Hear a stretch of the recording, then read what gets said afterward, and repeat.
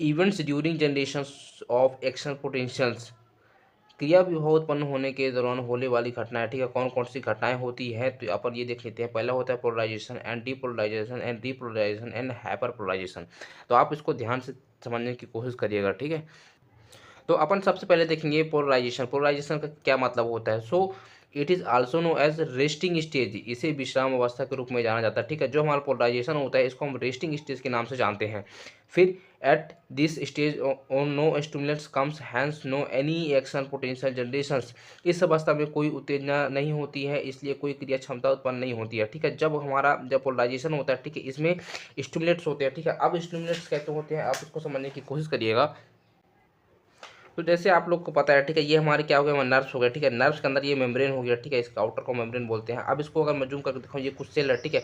इसको आपको पता है इसमें माइनस माइनस जो हमारे आयंस होते हैं, ठीक है, ये अंदर की ओर होते हैं, जो प्लस हमारे कटायंस होते हैं बाहर की ओर होती हैं, ठीक है। अब इसके बाद हम इसको अगर जूम करके मगर दिखाऊं, ठीक है, कुछ इस तरह दिखता है आपको, जैसे इसमें दिख रहा है, ठीक है, इस तरह दिखता है। अब इसका डिफ्यूजन हुआ, ठीक है।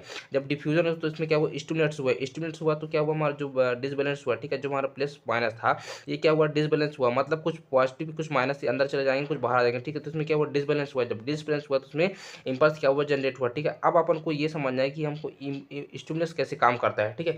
तो स्टिमुलस ऐसे काम करता है, अभी थोड़ा इसको आप ये देखो, जो हमारे ऐसा, ठीक है, इसको कुछ और जूम करके दिखाऊं, अगर मैं इसको जूम करके अगर आपको दिखाऊं तो इसके अंदर कुछ हमको इस तरह देखने को मिलता है, ठीक है। ठीक है, ये तो समझ में आ गया।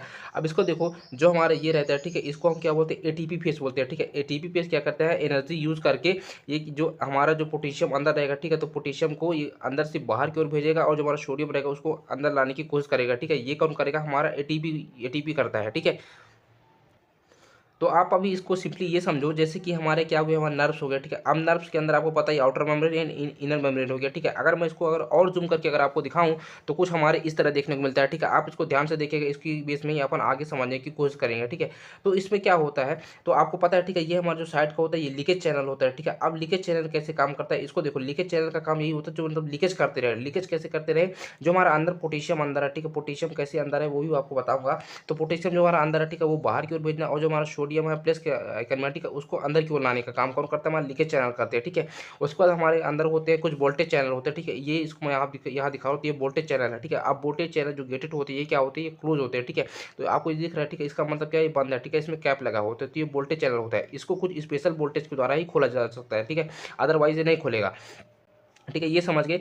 अब ये समझो, जो हमारा एटीपी होता है, ठीक है, आपको पता है एटीपी क्या काम करता है। एटीपी हमारी एनर्जी यूज करके ये क्या करता है, ये सब्सटेंसेस को मूवमेंट करने का काम करता है, ठीक है। अब जैसे कि हमारा पोटेशियम अंदर की ओर है, ठीक है, अब इस सोडियम हमारा बाहर की ओर रहता है। अभी ये क्या करता है, इसको अंदर बाहर लाने का काम कौन करता है, हमारा एटीपी ही करता है। हमारा रेस्टिंग स्टेज में क्या होता है, ठीक है, ओनली फॉर रेस्टिंग स्टेज में। तो रेस्टिंग स्टेज में ये होता है, अब जैसे हमारा यहाँ एटीपी था, ठीक है, अब एटीपी क्या हुआ, एटीपी जब स्टिमुलेट आया, ठीक है, तो इसको क्या कर दिया, एक्टिवेट था पहले, अब इसको क्या कर दिया, इसको डीएक्टिवेट कर दिया।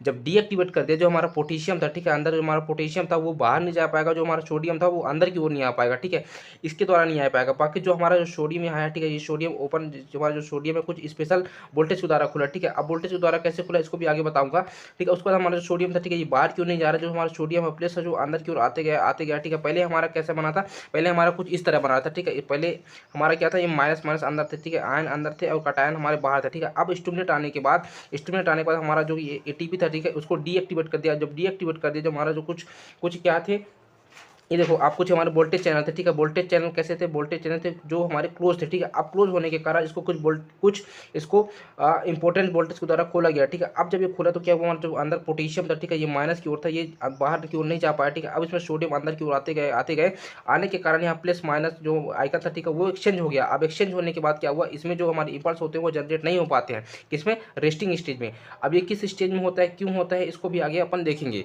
उसके बाद नेक्स्ट क्या होता है, at resting stage inside membrane negative charge high potassium ions, ठीक है। अब हाई पोटेशियम आयन किस में होता है, हमारा इनसाइड में होता है। इनसाइड मतलब हमारी अंदर की ओर होता है, ठीक है। आप इस पे देखो डायग्राम में, जो हमारा इनसाइड होता है, ठीक है, इनसाइड हमारे अंदर की ओर होता है, आउटसाइड हमारे बाहर की ओर होता है। तो आप इसको देखो, हमारा जो हाई कॉन्सेंट्रेशन किसका, पोटेशियम का, ठीक है, ये किससे डिनोट करते हैं, देखो इस पे देखो, आपके जो हमारा निगेटिव चार्ज होता है, ठीक है, ये अंदर होता है, इनसाइड की ओर होता है, ठीक है। वो भी कितना होता है, हाई होता है, ठीक है, पोटेशियम आयंस होते हैं, ठीक है। उसके बाद हमारा होता है आउटसाइड मेम्ब्रेन होता है। आउटसाइड मतलब बाहर की ओर होता है, बाहर की ओर क्या होता है, हमारे positive charge high sodium plus ions होते हैं, ठीक है, रहता है। और आउटसाइड में हमारा क्या रहता है, सोडियम आयंस रहते हैं। विश्राम अवस्था में अंदर की झिल्ली ऋणात्मक आवेग उच्च पोटेशियम आयंस होते हैं, ठीक है। बाहरी झिल्ली में धनात्मक आवेश वाले सोडियम आयंस होते हैं। अब अपन देखेंगे रेस्टिंग रेस्टिंग मेम्ब्रेन पोटेंशियल, ठीक है। जब रेस्ट में होगा तो कितना होगा, -70 मिली मेगावाट होगा। अब आप ये समझना हमारा जो पोलराइजेशन था, ठीक है, ये रेस्टिंग स्टेज में कैसे काम करता है और ये क्या होता है। तो आप ये